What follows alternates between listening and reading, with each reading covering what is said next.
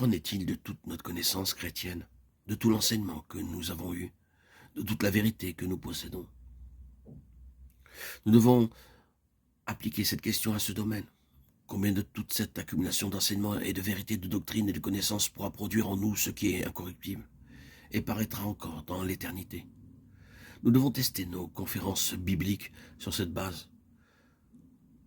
Nous avons assisté peut-être à beaucoup de congrès bibliques. Nous avons été placés au bénéfice d'un don d'enseignement par un moyen ou par un autre. Bien quel sera alors l'impact de tout cela pour l'éternité? Quand le feu éprouvera notre enseignement, quand le feu testera toute notre connaissance, peut-être au cours de cette vie. C'est ce qui est arrivé récemment dans certains pays de l'Est. L'enseignement a été apporté, le feu a testé la valeur incorruptible de cet enseignement. Qu'est-ce qui peut survivre au feu et en triompher? Concernant notre profession de foi chrétienne, nous portons le nom de Christ. Dans ce titre de chrétien, Christ est inclus. De toute cette profession de foi, qu'est-ce qui va au-delà d'une simple déclaration? Est-ce que nous possédons cette valeur intrinsèque, cette réalité incorruptible? Toute notre tradition chrétienne procède de nos pères. Tout cela, nous l'hériterons depuis des siècles de christianisme. Combien de tout cela maintenant a cette qualité particulière, cette valeur essentielle de l'essence de Christ? Et combien de tout cela n'est que tradition établie, une chose reconnue, acceptée?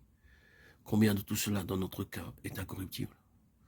Tous nos désirs, notre empressement, notre service, sont-ils fondés sur cet élément fondamental qui tiendra ferme contre la fureur de Satan et la haine de l'enfer? À l'égard de nous-mêmes, la question de ce qui est incorruptible est une chose très pertinente. Et si je ne me méprends pas à cette chose qui, à un degré extrême, sera éprouvée par Dieu à la fin des temps? Si donc nous sommes au terme de cette dispensation, et il est difficile d'en douter, une telle déclaration est d'importance.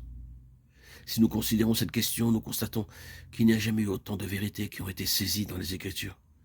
Mais aujourd'hui, elles sont saisies en majeure partie par l'intelligence. Le langage même des Écritures, qui pouvait éventuellement ne pas être compris quand il a été écrit, est aujourd'hui aussi clair que tout ce qui peut être clair.